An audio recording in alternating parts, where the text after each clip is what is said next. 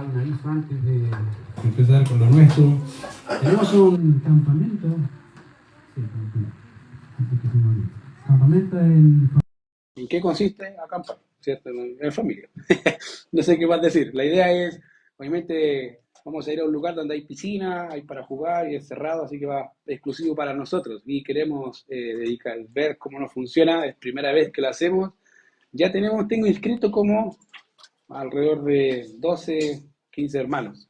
Cualquiera que quiera ir, querido, es bienvenido. Estamos organizando un poco el tema y va a depender obviamente de la cantidad que seamos. Si somos más, obviamente la organización es un poco más grande. Así que queremos dejar la puerta abierta para poder desvelarse un rato, estar en la intemperie con, no sé si les gusta, pero estar a la intemperie con los zancudos, con las moscas y todas esas cosas que a algunos les gusta, a otros no les gusta, pero la idea es querer disfrutar un tiempo en familia, cantando al Señor, aprendiendo de la Biblia, disfrutando del ambiente y obviamente compartiendo entre hermanos. Ya el costo obviamente se les va a ir diciendo en el transcurso del tiempo, obviamente esto es para la primera o segunda semana de enero, ya para que ya se esté planificando, primera o segunda semana de enero, por ahí va a ser el campamento y van a ser por lo menos 2 días, ya, 2 días y una noche, que por eso digo, queremos probar, porque si funciona, después nos tiramos con 3 días o 4 días más fácilmente, sin ningún problema, con una organización un poco mejor, ya, o más elaborada. Mientras, está abierto, como dije, para los hermanos que quieran estar ese tiempo con nosotros y disfrutar del lugar, ¿ya? Ese era el aviso que tenía, ¿cierto, Francisco? Estamos, ok. Queridos, abran su Biblia. Primera a los Corintios capítulo 13, vamos a estar ahí. Primera a los Corintios capítulo 13.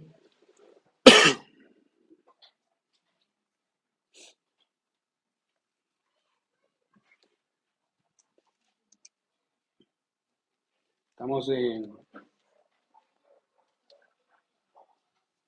Bueno, para los que nos visitan, estamos tratando un tema básicamente de la iglesia. ¿No? ¿Qué es lo que es la iglesia? Eso es la pregunta principal. ¿Qué es la iglesia y qué debería hacer la iglesia? Hemos notado que una de las falencias de la iglesia contemporánea es no saber por qué se reúne o para qué se reúne. Y peor aún, si no entendemos eso, entonces como ir a trabajar sin saber qué tengo que hacer, ¿cierto? Voy a trabajar y ¿qué hago? Te dicen, no, no sé, haz lo que quieras. Y hacemos cualquier cosa y a la larga pensamos que eso es correcto. Y ha sido un problema que hemos notado más y más en las iglesias obviamente, de este tiempo y ha sido un problema donde obviamente han habido divisiones y problemas serios de las iglesias. ¿Por qué? Porque la iglesia no entiende qué es la iglesia. Es raro. Pero yo, ¿por qué? ¿Cómo es eso? Bueno, la iglesia no entiende qué es la iglesia porque la iglesia no es una pared, no es un edificio. La iglesia eres tú, son las personas. Eso es la iglesia. El edificio, querido, es un edificio, ¿cierto? Es una casa. Pero la iglesia en realidad son las personas y como tal, si las personas no entienden lo que son y lo que deben hacer, vamos a estar en serios problemas. Y una de las cosas que ha pasado en el tiempo es que la iglesia no tiene idea de lo que está haciendo o está metiendo artimaños del error en los púlpitos de muchas iglesias y ha sido un problema que más y más se ha visto y hemos estado desenvueltos como iglesias, lo hablo en términos generales, ya como iglesia eh, en términos general. Entonces, quisimos hablar del tema de la iglesia y hemos tratado ese tema ya durante estas semanas y querido, prepárese porque esto viene para largo, porque si no sabemos qué es iglesia, como les decía, ¿qué hacemos? ¿Para qué estamos acá? ¿Cuál es la función que debemos desempeñar cada uno? Entonces, empezamos hablando básicamente que la iglesia, obviamente somos nosotros, pero en segundo lugar hablamos de que la iglesia tiene un motor, ¿se acuerdan? Un corazón que mueve todo lo que hacemos y empezamos hablando de ese motor que es el amor en términos generales y obviamente empezamos a desarrollar el tema del amor. Y una de las cosas que hemos visto ya la semana pasada fue cuál debe ser el lugar que debe ocupar el amor dentro del pueblo de Dios. ¿Cuál es ese lugar? Ya hemos notado que obviamente cuando veamos la carta a los Corintios, capítulo 13, verso 1 en adelante, hasta el verso, diríamos, 3, una de las cosas que hace el apóstol Pablo es decir, mira, en realidad podemos tener el dinero que quieras, puedes dar tu cuerpo incluso para ser quemado, ofrecer todos tus bienes a los pobres, pero si no hay amor en eso, ¿de qué te sirve? En realidad, la preeminencia del amor en lo que hacemos es una de las cosas más importantes por las cuales estamos acá. De hecho, les comentaba la semana pasada que una de las iglesias, diríamos, más fieles de la antigüedad fue la iglesia de Éfeso. De hecho, hablando de Efesios, en la tarde, aprovecho. Venga, si quiere estudiar Efesios, venga a la tarde a las 8. Pero la iglesia de Éfeso fue una de las iglesias, diría, más fieles. Si ven Apocalipsis capítulo 2 van a notar que la iglesia de Éfeso en realidad era súper fiel, pegada a la palabra, en realidad una iglesia, diríamos, admirable, pero había dejado una cosa de las más importantes, dice, pero has dejado ¿qué? Su primer amor. En realidad el problema no radicaba en la práctica, radicaba en por qué vamos a hacer lo que hacemos. O sea, cuando pasa a ser algo mecánico hay un serio problema y es donde uno empieza a decir, pero ¿por qué tengo que ir? Y empieza la lucha, ¿cierto? Empieza el pie a pesar un poco más que antes, ¿cierto? Los rodillas también, dice, pero ¿por qué? Y uno va casi obligado, ¿cierto? Por querer ser fiel al Señor y eso está bien, pero es mejor cuando uno lo hace entendiendo que es por amor al Señor. Y eso es lo que me mueve, eso es lo que debo procurar, mostrar el amor al Señor con mi vida. Entonces, una de las cosas que hace Pablo acá en 1 Corintios capítulo 13 es recalcar el amor en lo que se hace. Ahora, una de las cosas importantes que obviamente van a notar en 1 Corintios es que la iglesia tenía serios problemas, serios, o sea, no era... Si uno dice la iglesia tenía, si usted ha conocido de iglesia, esta era una de esas iglesias que no te gustaría estar. No porque sea mala, no porque tenía serios problemas, en realidad, problemas de mucha índole, inmorales, de competencia, a veces de orgullo, así, serio, a tal nivel que Pablo lo que hace en primera y segunda, más primero que segunda los Corintios, primero los Corintios lo que hace es ir en pos de exhortar a los hermanos y corregirlos. Eso es lo que hace todo el rato, es corrección, corrección, corrección, corrección, y empieza el capítulo 1, ya empieza a dar corrección a la iglesia. ¿Por qué? Porque los hermanos habían tenido su fans club de apóstoles a quienes seguían. No, es que a mí me gusta Pablo, a mí me gusta Apolos, a mí me gusta Cefa, y yo decía, no, yo soy cristiano, sigo solo a Cristo. Entonces, en realidad, lo que habían hecho era un tipo de competencia de predicadores. Y Pablo dice, están mal. Ya de plano están mal. O sea, ¿qué es Pablo? ¿Qué es Cefa? ¿Quién soy yo? En realidad, yo no he muerto por ninguno de ustedes. Cristo es el preeminente y él debe ser exaltado. O sea, y méteme encima a Cristo en la palestra con nosotros. ¿Qué es eso? Bueno, esa era la iglesia de Corinto. Aunque era una iglesia que fue fundada por el apóstol Pablo, la iglesia sin duda poseía todos los dones que estaban vigentes en ese tiempo, todos, todos, todos. Estaban presentes y ellos, y Pablo los reconoce, o sea, ustedes saben, entienden, tienen los dones, tienen las prácticas, pero obviamente hay serios problemas con lo que hacen. Y cuando vemos Corintios capítulo 12, lo que hace Pablo en realidad es empezar a explicar que los dones y cada persona, cada cristiano tiene un lugar particular en el cuerpo de Cristo. Todos los creyentes, queridos, sea nuevo creyente o un creyente antiguo, tiene por lo menos un don que debe ocupar para el beneficio de los demás. Si no lo ocupa, la pregunta es, ¿por qué no lo ocupa? En realidad, todos los dones que están ahí en Corintios capítulo 12 fueron dados para la edificación del cuerpo de Cristo. En otras palabras, los beneficiarios somos nosotros, pero usted lo hace para que el Señor sea engrandecido y para que los hermanos sean bendecidos. Esa es la idea. Y Pablo lo que ve acá es que habían hecho de los dones un tipo de competencia. Miren lo que dice Corintios capítulo 13, capítulo 12, al final, el último versículo. Dice, procurad pues los dones mejores, mas yo os muestro un camino aún más excelente. Entonces, voy a explicarles un poco durante la predicación, pero lo que habían hecho los hermanos estaban compitiendo. Sí, pero ¿cómo estaban compitiendo por los dones? Sí, estaban compitiendo por los dones. Ahora, dentro del pasaje del capítulo 13, obviamente Pablo lo que va a hacer es exponer el error en base a un argumento. El argumento es, bueno, el amor se supone que debería ser la parte neurálgica, central, donde todo surge y por ende todo lo que hacemos parte de ahí. Entonces, quiero mencionar algunos aspectos generales antes de meterlos ya de lleno en el texto. Ahora, al observar el capítulo 13, verso 1 al 6, o en realidad todo el 13, obviamente, generalmente podríamos decir que el texto, y se ha dicho que el texto de Corintios 13, del verso 4 en adelante, define el amor. Ya he escuchado muchas predicaciones que dicen, bueno, aquí vemos una definición del amor, en realidad aquí no se define el amor. La definición de amor no se encuentra ahí. De hecho, la mejor definición de amor es la que encontramos en Efesios capítulo 5, verso 25, 28, 29. Dice, ¿qué dice? Bueno, Maridos, amad a vuestras mujeres como Cristo amó a la iglesia y se entregó a sí mismo por ella. En otras palabras, la definición máxima del amor está en relación al matrimonio. ¿Cómo sabemos que Cristo nos ama? Porque Él murió, ¿cierto? Bueno, es lo mismo que dice Cristo. ¿Cómo sabe la esposa que su esposo lo ama? Bueno, la forma más gráfica es que su esposo esté dispuesto a dar la vida por su esposa, como Cristo. Entonces, en Corintios no vemos básicamente una definición, ¿ya? Lo que vemos sí es la actividad que produce el amor. Todas las palabras que están ahí, el amor es sufrido, es benigno, no es jactancioso, son verbos, son acciones, son cosas que se hacen. Entonces uno cuando ama, hace cosas, ¿cierto? Sobre todo cuando estamos enamorados al principio, ¿cierto? Que hacen muchas cosas y después la mujer dice, ¿qué pasó? Pero, ¿por qué? Porque hacemos cosas. Son actividades que nacen de un corazón que ama. Pero eso no define el amor. Eso son parte de la práctica del amor.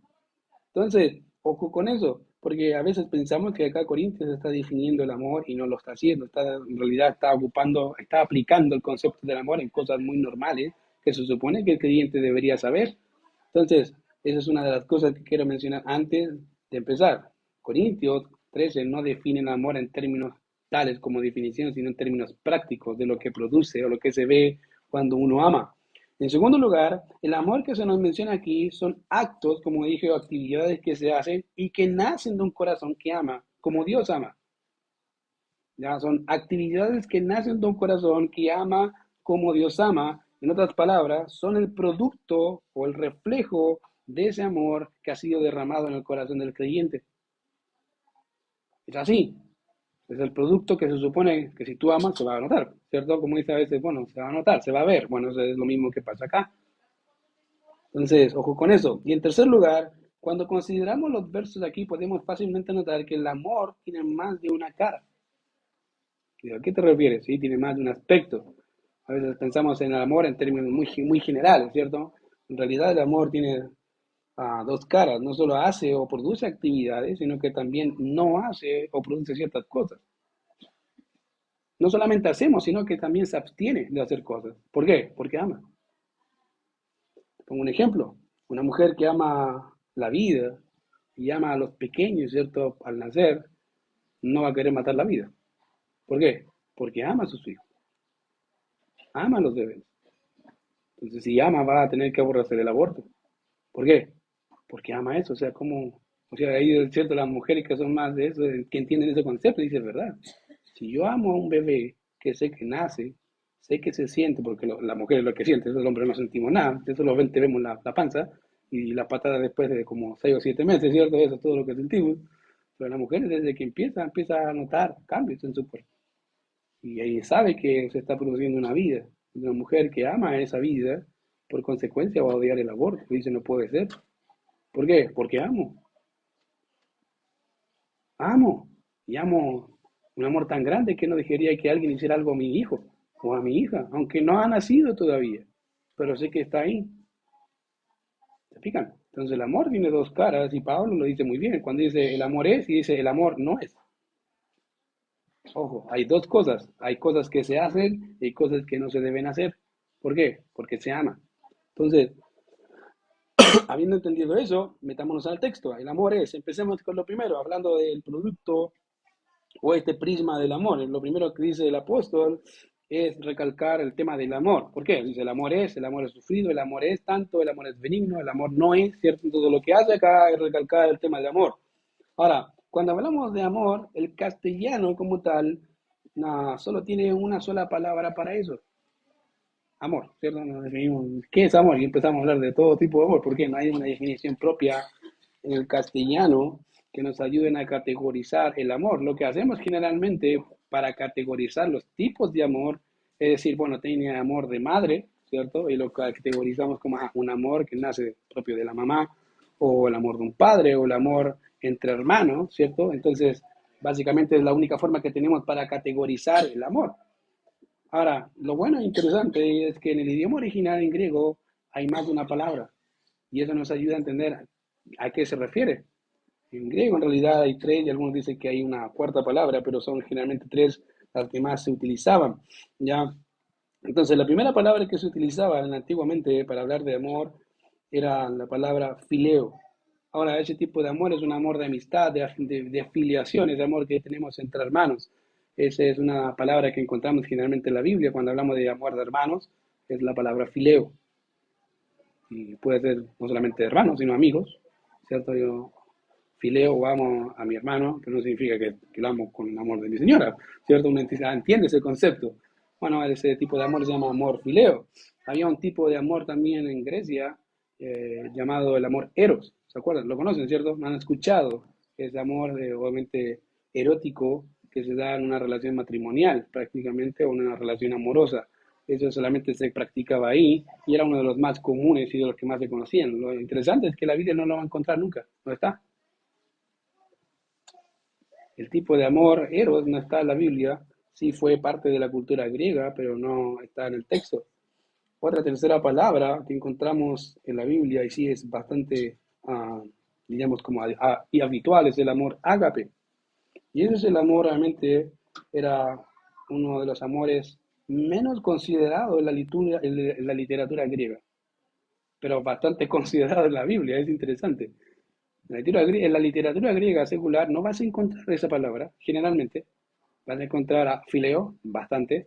Vas a encontrar eros, de vez en cuando, en temas cuando se hable de, obviamente, relación marital como tal, o con otras personas, en sentido sexual.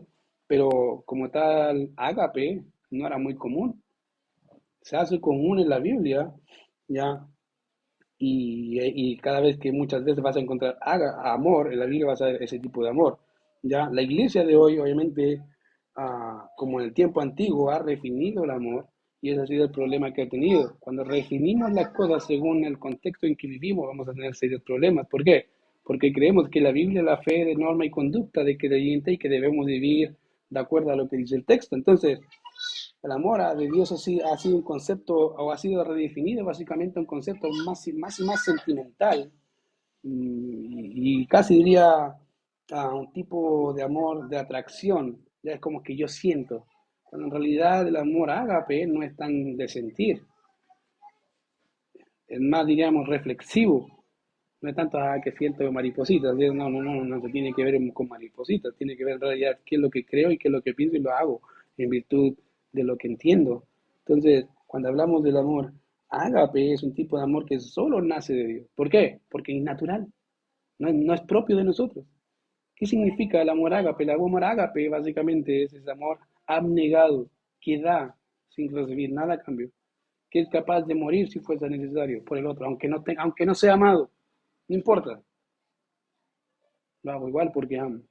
Y eso es súper innatural, porque en realidad el hombre natural, la Biblia dice que en realidad así su entendimiento y su condición ha sido totalmente tocada por el pecado. Cada cosa que digo que hacemos nace de un corazón lleno de pecado.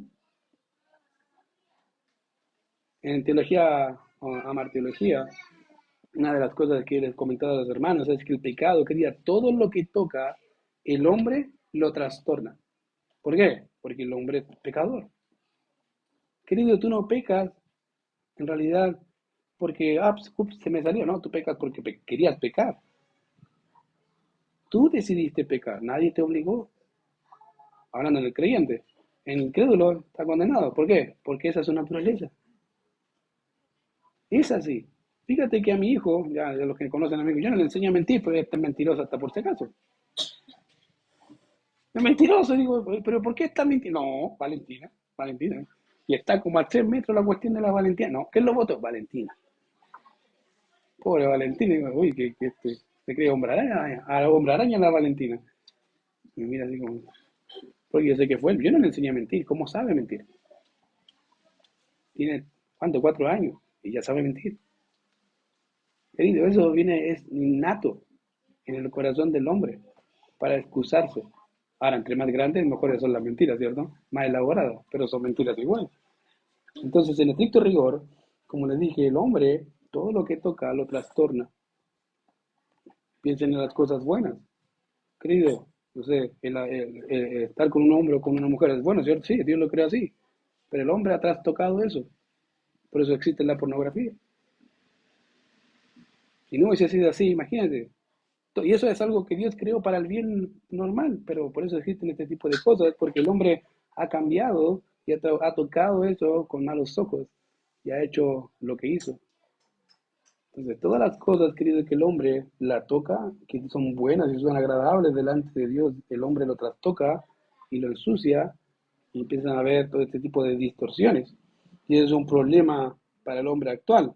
Ahora, si vemos nuestras vidas y cómo las escrituras definen, obviamente, y nos muestran nuestra naturaleza corrompida, el hombre ciertamente tenemos un problema, porque si el hombre no puede amar como Dios ama, entonces, ¿cómo se nos manda a amar como Dios ama?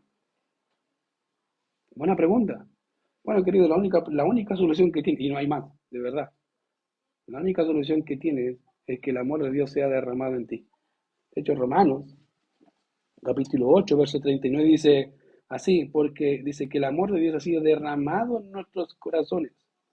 Querido, el creyente puede amar como Dios ama. ¿Por qué? Porque Dios te inundó. Literalmente significa derramar, te inundó, te llenó con su amor. Por lo tanto, no puedes pedir más amor. ¿Por qué? Porque ya estás lleno de amor. Ahora, que no veas el fruto no es problema de Dios, el problema es tuyo. Y eso es un serio problema. ¿Por qué? Porque como no nace de un corazón corrompido, necesitamos que alguien deposite amor en nosotros como el amor que Él nos demanda. Por ende, querido, la única forma de poder disfrutar de ese tipo de amor es ser creyente. No hay otra opción. No hay otra opción. Como dije, es un serio problema para el hombre. Ya es un problema para el cristiano, que a veces hay que ser honesto, nos cuesta amar así. Imagínate para un incrédulo.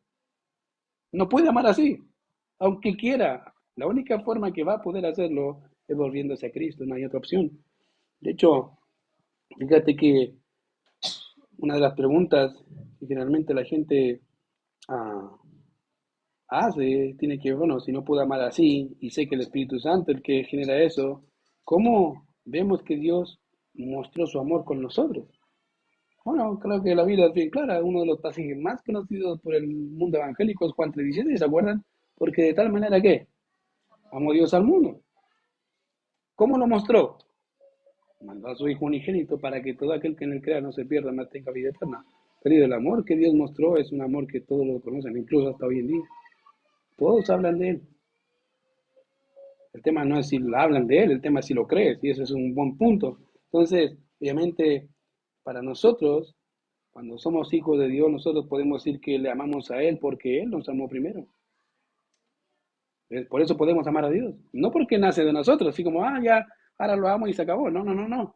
Es porque como Dios depositó su amor en mí, ahora yo puedo amarlo a Él como Él me ama a mí. Es un amor de ese sentido. Y eso solamente nace de Dios en el corazón del creyente. Y por ende, si puedo amar a Dios así, como Dios me manda a amar así, entonces puedo amar a mi prójimo como Dios me manda a amarlo, con un amor de Dios. Por eso cuando Pablo dice el amor es, el amor es, el amor es, lo define en términos de actividad, de cosas que hacemos. ¿Por qué? Porque se va a notar. Una persona que ama no va a dejar, no va a amar en silencio. Sería bien raro, ¿cierto? Si no, si te amo, que no se nota. No, pues, ¿y a dónde sale eso? No, no se ve. Bueno, es porque obviamente el amor se va a notar. Entonces, en vista de eso, Pablo empieza diciendo, bueno, el amor es sufrido. Ahora, la primera cualidad práctica de un corazón que ama como Dios ama es lo que tenemos acá, el amor es sufrido. Ahora, otras versiones de la Biblia traducen la palabra sufrido como paciente, ya como la Biblia de las Américas, la NBI, entre otras versiones. Y esa palabra aparece 10 veces en el Nuevo Testamento y nos hablan de tener un espíritu largo o básicamente de tener un espíritu con temperamento largo. Dice, ¿qué es eso? ¿Cómo puedo entender eso? Bueno, cada vez que la encontramos está asociada a la relación que tenemos con otros. Ahora imagínate, temperamento largo con otro, ¿qué significa? En términos generales, contar hasta 10.000. Y si no es suficiente, cuenta 10.000 más. Dice, ¿qué significa eso? Contar a 10.000, pues cuando te están hinchando, ¿cierto? Una, dos, dice ya, ¿cuánto hasta 10, señor? O en términos bíblicos, ¿cuántas veces perdonaré a mi hermana que peque contra mí? ¿Hasta 10 veces? ¿Hasta 7 veces? Entonces, eso es paciencia. Tener un temperamento largo. O sea, como dije, contar hasta, si cuenta hasta 10 nomás, querido, cuenta hasta 20 y si no, empieza a alargar la cuenta. En términos chilenos, ¿cierto? Bien chileno, ¿qué decimos? ¿Son de mecha qué? Mecha corta, no, dice algo, ¡pah! Explotó. Ah, ya, la tercera guerra mundial es la casa. ¿Por qué? Mecha corta. Pero acá dice, no, el amor no es mecha corta, es paciente. Tiene que aprender a contar hasta más números. Pero dice, pero es difícil. Bueno, eso hace el amor. Si te ama, va a ser paciente. Ya cada vez, como dije, que encontramos esa palabra, está asociada con personas. Ahora, es ese tipo de persona que a pesar de que es molestado, incluso a pesar de que se aprovechen de él, y lo sabe y se da cuenta, ese tipo de persona que no toma represalias, que dice, me voy a vengar. Aunque no lo dice, pero ya lo está planificando. Bueno, este tipo de persona que ama así, no toma represalias, sabe que se están aprovechando de él, pero dice, bueno, Dios sabe, Dios va, Dios ve, voy a seguir estando ahí, porque Dios me mandó a estar ahí. Y tengo que amarlo porque Dios me manda a amarlo. ¿Se fijan que no es tanto de sentir? Es tanto de más de obedecer. No es de uno dice, pero de verdad. Sí, eso dice. Bueno, el amor es paciente, pero y si se aprovechan, tienes que ser paciente. Sigue sirviendo. Pero mira lo que están haciendo, sigue sirviendo. Sigue estando ahí. Por eso dije que este tipo de amor es un tipo de amor que solo nace de Dios. Porque solo Dios puede dar ese tipo de paciencia. Solo Dios puede decir, bueno, en realidad ahí está, y sé que están haciendo mal, sé que se están burlando, sé que están luchando, y Dios me dice amar así, Señor, ¿cómo lo amo así? Bueno, como yo te amé a ti. Ahora, fíjense que este tipo de amor no busca pagar mal por bien, sino que se preocupa por el bienestar del otro, a pesar del otro. Por eso les dije que es difícil. Si ya, y el primero, imagínense con el otro, pero el primero ya empezamos, ya, imagínate con los otros siete que quedan, u ocho. Si ya este ya te pone incómodo, los otros van a ser igual, ¿no? Por si acaso. Ahora, por otro lado, si pensamos bien en eso, en el texto, esto, y meditamos en esta actividad, bien podríamos estar pensando, bueno, esto es imposible, obviamente no se puede lograr. ¿Quién podría ser de este tipo de manera y aguantar y aguantar y aguantar, a pesar de que sí que están, o sea, están aprovechando, ya me tienen hasta acá? ¿Quién puede hacer eso? O incluso podríamos decir, bueno, puedo aguantar, pero ¿por cuánto tiempo? Bueno, quiero que entendamos algo, querido, y es que nadie puede llevar a cabo eso, como le dije, si no es por medio del amor que el Señor ha depositado en su vida, y amar de la misma manera. ¿Ya? No es un acto sentimental, no tiene que ver con las emociones, aunque están involucradas muchas veces ahí, porque se nos ha metido en la sociedad que las emociones son tan relevantes, incluso más relevantes que la verdad misma. Y no puede ser así, no puede ser así. Ahora, como dije, la sociedad ha redefinido el amor y la iglesia al parecer también. Se ha dejado influenciar por el mundo y el mundo ha entrado a la iglesia. Entonces ya no amo, bueno, no siento amar al hermano, entonces no lo perdono, estás mal. Tienes que perdonar, porque la Biblia dice que tiene que ser paciente. Tengo que ser así, porque Dios me manda a ser así, y al contrario, Él mostró su amor de la misma forma conmigo. Entonces, déjeme dar algunos ejemplos de este tipo de amor. Las escrituras nos dicen, obviamente, en 2 de Pedro 3:9, que Dios es paciente para con nosotros. Fíjate, Dios es paciente para con nosotros, no queriendo que ninguno perezca, sino que todos procedan al arrepentimiento. Dios es paciente. En esas palabras, Dios, fíjate, antes de que tú eras creyente, Dios fue paciente contigo, ¿o no? Sí. ¿Cuántas veces no dijiste algo en contra de Dios? Para no decir todos los días, pero casi a diario. Y Dios estaba ahí, sumando la cuenta. Uno, dos. Empezó la cuenta a correr, ¿cierto? Tres. Tengo que ser paciente. ¿Por qué? Porque lo amo, aunque Él no me ame. Por eso Juan dice que nosotros le amamos a Él porque Él nos amó primero. En otras palabras, esa es la realidad, querido, esa es la realidad. Si piensas en tu vida, cómo vivías, todo ese tiempo Dios tuvo que ser paciente. Yo a veces veo el Antiguo Testamento y digo, Señor, ¿cómo eres tan paciente? Yo lo hubiese eliminado al tiro. Corta, listo, hago otro pueblo, no importa, saco a Israel y chao, se acabó. Pero vemos a un pueblo totalmente a veces desenfrenado en su pecado y Dios paciente, paciente. obviamente dando juicio, dando castigo, pero paciente, diciendo, yo los voy a limpiar, yo los voy a restaurar, pero van a tener que sufrir por las consecuencias de su pecado. Pero ahí está Dios, paciente, paciente. Digo, wow, yo a veces me sorprende. Digo, ¿cómo tanta paciencia? Bueno, porque es Dios. Y otro porque en realidad Él tiene un plan con la nación. Entonces, obviamente Dios nos ha prometido que un día vendría, pero es paciente para con nosotros, no queriendo que ninguno perezca, sino que todos procedan al arrepentimiento. De manera que en su paciencia ha soportado, como dije, nuestra maldad, querido. Como dije, piensa cuántas veces has blasfemado el nombre de Dios. Y Dios es paciente. Podría destruirte el acto. Ahí, ¡pah! Se murió. Le acabó uno menos, pero tengo otro. Pero Dios es paciente. Y a veces te dice, y generalmente cuando cometes pecado, Dios te anima a arrepentirte, a volverte a Él en vez de eliminarte.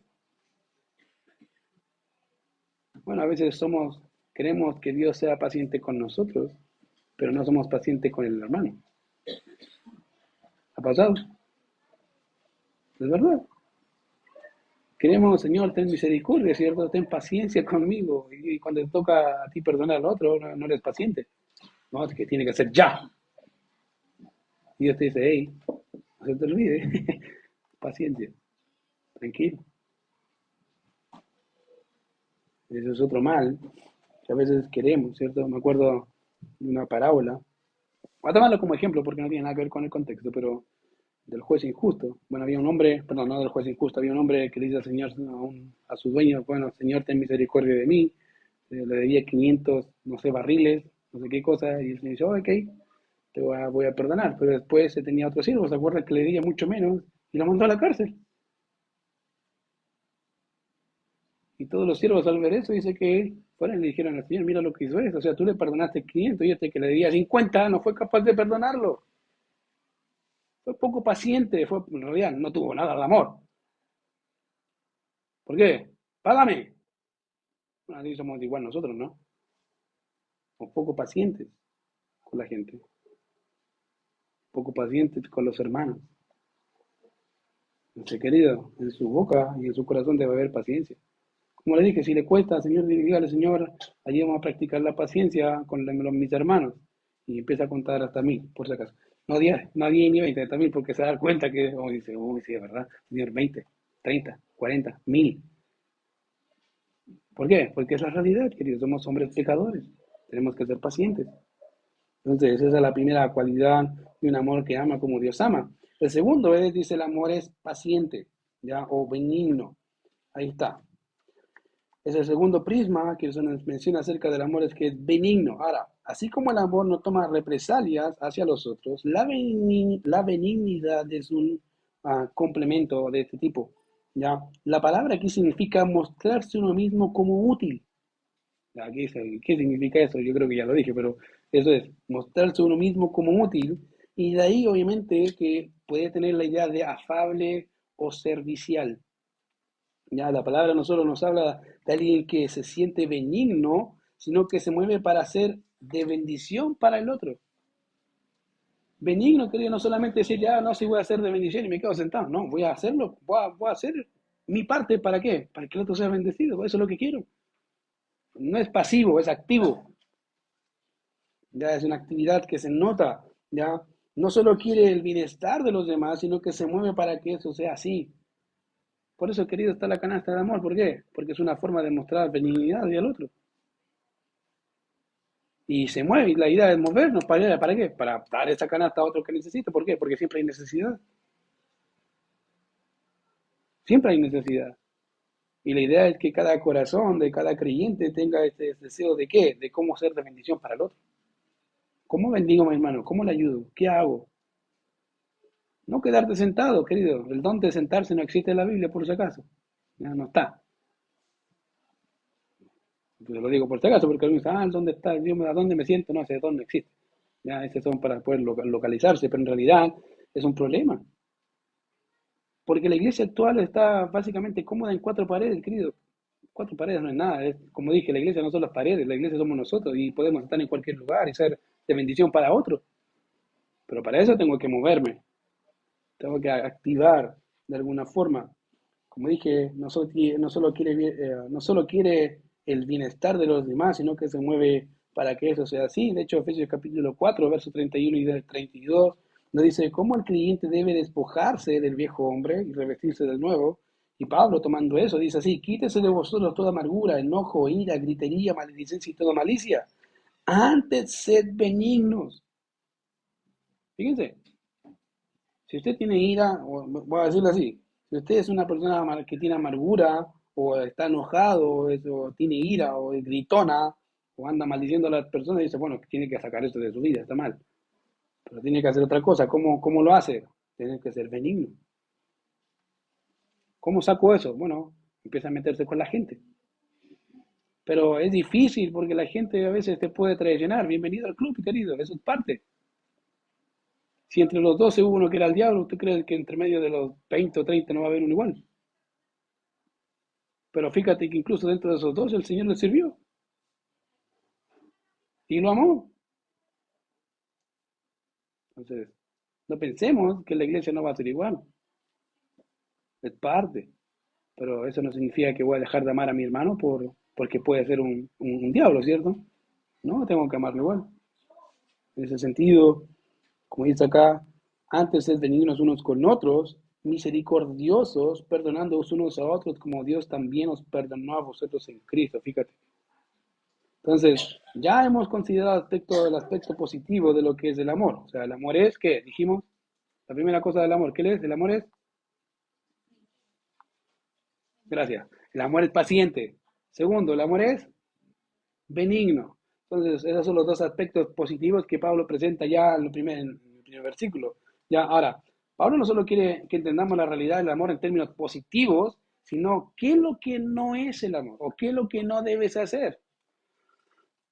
Ahora, una de las cosas que a veces les digo a las parejas, digo, mira, si estás recién o si llevas tiempo y te dicen no hagas eso, o tu esposa digo, no lo hagas, querido, no lo hagas.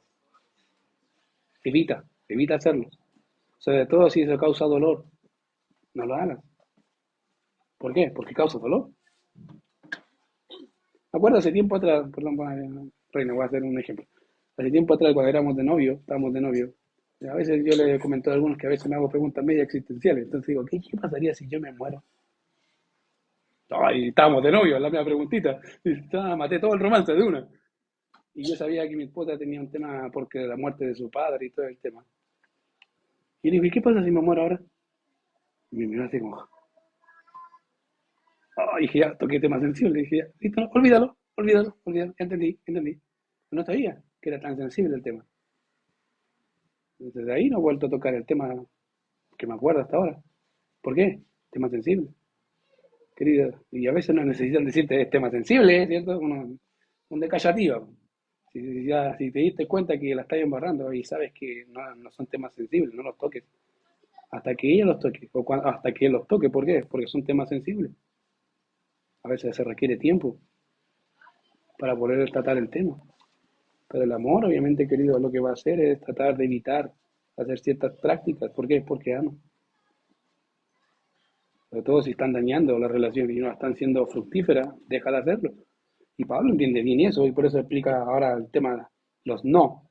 ¿Cuál es el primero? Dice ahí, no tiene envidia, no es jactancioso y no se envanece.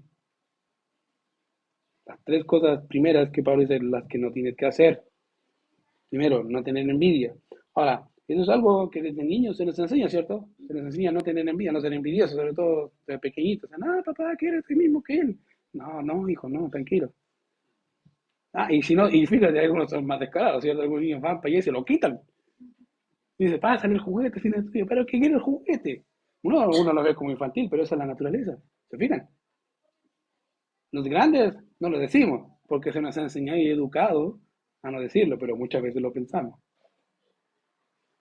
Y eso no sé qué es peor. Pero bueno, esa es parte de la enseñanza. Es algo que nace con nosotros en nuestros corazones corrompidos por el pecado. Y a grandes rasgos creo que entendemos lo que es la envidia, ¿cierto? Fácil. Ahora, creo que ayudarte con dos tipos de envidia. De verdad, existen dos tipos, sí, existen dos tipos. El primero, el primer tipo de envidia dice, quiero lo que el otro tiene. Creo que todos conocemos eso, ¿cierto? Sí, no te lo dice, pero algunos lo piensan. No, ahí va el Ferrari que quiero yo. Ahí va mi Ferrari, ¿cierto? No. ya lo desea, aunque no es ni suyo la cuestión. Es el mío. Bueno, es un tipo de envidia, pero y el más popular, ya ese tipo de envidia es el más popular. Pero existe un segundo tipo de envidia que dice, si no lo tengo yo, no quiero que lo tenga él. Ya, y ese es no tan popular, pero existe. Ya, si no lo tengo yo, no quiero que lo tenga él. En otras palabras, es desear el mal para el otro por lo que tiene. Y uno dice, ¿de verdad existe gente así, querido? Bienvenido al mundo real. Existe gente así. Y hay. El problema es que más encima son hipócritas. Y se le suma, no sé, más, diría, más, el aspecto más satánico en realidad. Porque te saludan y te abrazan, pero en realidad te odian con todo su corazón porque tú tienes algo que ellos no pueden tener. Y dices, wow, dices, de verdad, ¿sí? Ahora, quiero darte dos ejemplos de la Biblia que existen. Y si existe la Biblia, creo que existe la vida normal. Primer ejemplo, ¿se acuerdan de dos mujeres que fueron ante el rey Salomón? Las dos habían dado a luz recién, dice que eran, creo que eran prostitutas. Habían dado a luz recién y una se quedó dormida y aplastó a su hijo, dice la escritura. Y de noche pescó a su hijo muerto y se la puso al hijo. Hoy hizo un intercambio de bebés. Y bueno, fueron al rey Salomón y le dice, ¿sabes, rey? Bueno, ella dice que su hijo, ella se quedó dormida, mató a su hijo y lo intercambió. Y en la mañana me di cuenta que el hijo de ella era el mío. Y empezaron enfrente del rey, no, si él es el mío, no, si es el muerto es tuyo y el vivo es mío, ahí. Práctico el señor, el rey Salomón con su sabiduría dada por él, dice, ok, maten al niño vivo, pártalo de la mitad y denle la mitad de ella, la mitad de ella. Y dice la Biblia que la madre, la que era la madre de verdad, dice que sus entrañas, dice, no pudieron aguantar, y dice, ya, désela a ella. O sea, fíjate. Y la otra decía, no, mátenlo. ¿Qué quiero decir con eso? Bueno, fíjate que la mujer estaba dispuesta incluso a matar al bebé. La idea es que si no lo tengo yo, nadie lo tiene. Y dice, wow. Obviamente, gracias a Dios que Rey Salomón tuvo sabiduría, ¿cierto? Para decir ya, ahora el niño es de ella. Pero no es el único. Tenemos el caso de Rey Saúl. Como el rey Saúl sabía que el reino era de David, incluso así quiso perseguirlo y matarlo, sabiendo que el reino era de David. ¿Por qué? Porque él decía, el reino es mío y no lo voy a soltar. Envidia. Y antes de que lo suelte, lo mato, por si acaso. Bueno, eso es parte de la envidia, querido. Ahora, la palabra envidia proviene de una palabra griega que es celó, de donde también obtenemos la palabra celos. Dice, oh, mira, celos, ¿sí? La palabra celó es la palabra, sale la palabra celos y que también es traducida como deseo, ¿ya? Pero por ende la palabra puede tener dos connotaciones, una connotación positiva, y eso es tener un fuerte deseo a favor de otro, ¿ya? De amar a otro, con ese deseo insaciable, ¿ya? Y una forma negativa, o básicamente tener un fuerte deseo en contra del otro, como dije, y eso puede ser las dos categorías que ya les mencioné. Ahora, un ejemplo de eso lo podemos encontrar en la misma carta en relación al mismo tema que Pablo está desarrollando acá. Mira lo que dice Corintios capítulo 12, verso 31, que lo leímos en antes. Dice, procurar pues los dones mejores, mas yo os muestro un camino aún más excelente. Ahora, la palabra que es traducida como procurar no es un mandamiento, se traduce como mandato o desear, pero no es un mandato, no es una orden. Dice, ¿cómo sabes que no es una orden? Porque obviamente lo que está haciendo ahí Pablo está mostrando la realidad de los corintios. Es la misma palabra que se traduce como no tiene envidia. Entonces, ah, lo que Pablo está haciendo acá, obviamente, es lo siguiente: es como si dijera, bueno, ya que tienen un deseo fervoroso por los mejores dones y están luchando por el más popular, yo les voy a mostrar un camino mejor que ese.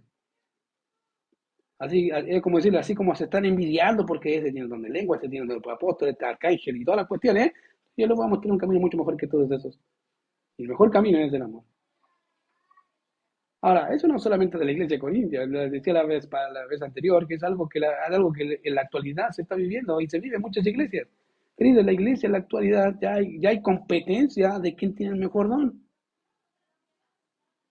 Y no lo digo solamente de iglesias carismáticas y de tipo de cortes, sino incluso dentro de iglesias bautistas, hermanos luchan disimuladamente por quién tiene el mejor don, quién lo hace mejor, cuando la idea es cómo beneficio al otro, cómo soy de bendición para el otro. No, aquí los hermanos están luchando contra ellos mismos, tienen envidia, porque el otro tiene el don de enseñanza y yo no lo tengo, quiero tener el don de enseñanza. O porque el otro tiene el don de predicar el evangelio, no, yo también quiero tener, mira cómo se convierte la gente, quiero ese mismo, tiene envidia. Y el problema mayor es que no se da cuenta que los dones los da el Espíritu Santo, ni siquiera hay uno como diciendo, yo quiero al Señor, quiero el de la lista, ese. No, la Biblia dice que el Señor, el Espíritu Santo da los dones como Él quiere, como a Él se le ocurre. No es que yo diga, Señor, yo quiero eso. No, no, no, a ti te tocó ese, eso era. ¿Por qué? Porque para mí eso es lo mejor. Y tienes que hacer eso. Pero yo quiero hacer otro, yo quiero ser apóstol. No. Y somos como niños pequeños diciendo, pero que yo quiero ser apóstol, ¿cierto? Y como los niños, no, papá, es que yo quiero no sé, el Play 5, no es que no te alcanza para el Play 5, el que quiera el Play 5, y voy a tener el Play, se hace una caja de Play 5, ¿cierto? Como toda mula, pero porque quiere tener el Play 5. Así somos iguales los adultos. Hoy en la actualidad se está luchando en iglesias por ese tipo de temas. Y es lamentable que la iglesia haya caído tan bajo, pero no es normal, pero no es la única vez. Corinto era igual. Corinto estaba peleando por la misma cosa. De que yo hablo en lengua y tú no hablas en lengua y estaban igual. Aquí decía Pablo, decía, bueno, son todos lengua, hacen todos milagros, son todos ojos. Pues si son todos, entonces ¿dónde está el cuerpo? No hay cuerpo si todos quieren ser todos, es imposible. Por eso Dios reparte como Él quiere. Entonces, obviamente Pablo entendía muy bien eso. Y tengo una pregunta acá, de hecho, en la noté porque se me iba a olvidar. Dice, ¿puede un creyente tener envidia por algo que el creyente no busca, sino que Dios le da para el servicio de los demás? ¿Puede llegar un creyente a envidiar así? Sí, lamentablemente sí. A veces les digo a los hermanos, vean y otras iglesias, o los que conocen más iglesias, van a notar que a veces hay peleas por este tipo de cosas que dice, pero de verdad, tan bajo, tanta vanagloria por algo que ni siquiera es nuestro, que se nos dio para bendición de otros. Sí, existe. Y es lamentable. Creo que esta era lo que estaba pasando en la iglesia de Corinto y es lo mismo que pasa, como dije, en las iglesias de hoy. Los hermanos hacen un tipo de competencia por quién tiene los mejores dones, en vez de decir quién ama mejor, quién ama más. Creo que la iglesia se ha desenfocado de lo que es en realidad lo mejor. Ahora, el amor real, querido, no tiene envidia cuando alguien es beneficiado o tiene un talento o no tiene envidia cuando alguien es más popular o es más exitoso, al contrario, se alegra. Querido, el amor real, el amor le dice, qué bueno, hermano, me compré un auto nuevo, último modelo, qué bueno, hermano, me alegra, bueno por ti. El Señor te bendiga y que pueda ser de bendición para otro, pero no vengo la otra semana con el mismo modelo, del mismo marca, del mismo auto, aunque me dudé como por 50 años. Eso no es amor, eso es competencia, envidia. El problema peor es que después decimos, es para la gloria del Señor. Mentiroso. Para la gloria mía será, pues el Señor no. Porque en realidad no se gozó tanto por el hermano, sino porque era para convencer a la señora. ¿Viste, Juan? Se compró el que quería yo. Sí. Entonces sí, yo también. Y termina convenciéndola, ¿cierto? Pero querido, lejos está de la realidad. Podemos engañar a la gente, pero a Dios nadie. El amor, querido, se goza cuando el otro es bendecido con todas las cosas que Dios le da. Puedes venir con lo que sea, gracias Señor. Mira, hermano, mira, me compré, qué bueno, hermano. Que el Señor siga bendiciendo tu vida y sea de bendición para otros. Dale. Ese es el deseo de un corazón que ama, ¿cierto? Es la realidad. Pero estamos lejos de eso en la actualidad, como les decía, porque hemos desenfocado el punto importante. El motor de la iglesia está defectuoso y bastante defectuoso. Entonces, Pablo dice, bueno, el amor no es envidioso, es otro. El amor no es jactancioso. Ahora, esta es la única vez que vamos a encontrar la palabra acá, o esta palabra en el Nuevo Testamento, y está asociada a la fanfarronería, a la elocuencia o locuacidad, o en términos más conocidos, al hablar con presunción. Ya un pastor hablando de esto dice lo siguiente, y lo cito, dice, la jactancia es la otra cara de la envidia. La envidia es querer lo que la otra persona tiene. La jactancia es intentar hacer que otros sientan envidia de lo que tenemos o logramos. La envidia es para rebajar a los demás, la jactancia para elevarnos nosotros mismos, y yo añadiría por sobre los demás. Como diríamos en términos chilenos, ahí viene el Kiko, ¿cierto? El Kikín. Y ¿cierto? Tengo la pelota, no, tiene que ser la pelota más grande. La pelota cuadrada. Pero pasa, dentro de la iglesia pasa. Que ahí viene el tío, el Kikín, ¿cierto? Uno viene con un autito ahí todo humilde dándole gracias al Señor, el otro no, viene con el Ferrari. Ya, ahí Kikín. ¿Cierto? Y uno lo tira como broma, pero bueno, esa es la idea, fanfarrón, fanfarrón. Ya, entonces, no se jacta. Significa, ah, no es una persona que se va a jactar, al contrario, no es un fanfarrón. Va a tratar de pasar lo menos percibido posible, que nadie vea nada. ¿Por qué? Pues no me interesa. ¿Qué gano? No quiero ser envidia de nadie, ni tampoco quiero ser mal de nadie, que al contrario, si puedo ayudar a alguien, lo voy a hacer. Punto, se acabó. No soy un fanfarrón ni me voy a jactar por algo que el Señor me da. ¿Por qué? Porque todo es de Él. Querido, una persona que ama entiende que no tengo lo que tengo porque soy mejor que otro, tengo lo que tengo porque Dios me lo doy. Punto, se acabó. Y está al servicio de los demás, ahí está. Entonces, ojo con eso. Otro, el amor no se envanece. Y creo que esta es una de esas palabras que son obviamente muy buenas para estudiar, pero por tema del tiempo no lo vamos a hacer. En primer lugar, porque de las 14 veces que aparecen en el Nuevo Testamento, 7 veces las aparecen primero a los Corintios, o sea, la mitad. Están acá. ¿Ya? Y muestran obviamente la actitud de la iglesia de Corinto. Ya, le había mencionado que estaban peleando por los dones. Imagínense por qué. Bueno, es por esto mismo, porque tenían envanecimiento que se le llama. Ahora, ejemplo, primero los Corintios capítulo 4 verso 6 dice, por eso, hermanos, lo he presentado como ejemplo a mí y en Apolos por amor de vosotros, para que en nosotros aprendáis a no pensar más de lo que está escrito, no sea que por causa de uno os envanezcáis, o sea, se enorgullezcan el uno contra el otro. No, el Pablo dice, no, ni se los ocurra. ¿Por qué se van a enorgullecer porque uno sigue a Pablo, el otro sigue a Cefa, ¿cierto? Peleas contemporáneas. Uno sigue allí a Ávila, el otro a MacArthur. No, es que allí, ¿cierto? Ahí empezamos.